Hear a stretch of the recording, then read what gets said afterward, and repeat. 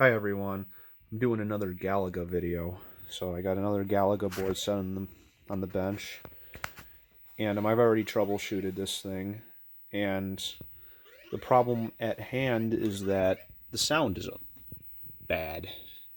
So if you listen, kind of doesn't sound right.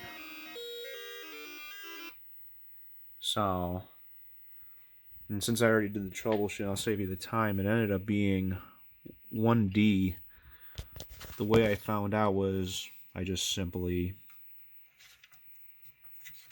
lifted the chip, and it's not a good idea to just pull the chip off while the game board is on, but if you're careful, it's fine.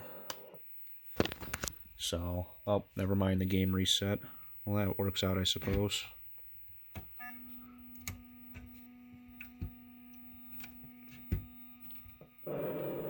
So, that works out just fine. But yeah, don't ever, it's not a good idea to pull chips out while the game's on. But now we hear that it actually sounds right, which is good. So, another Galaga fixed. And if you notice on the screen, the colors are wrong.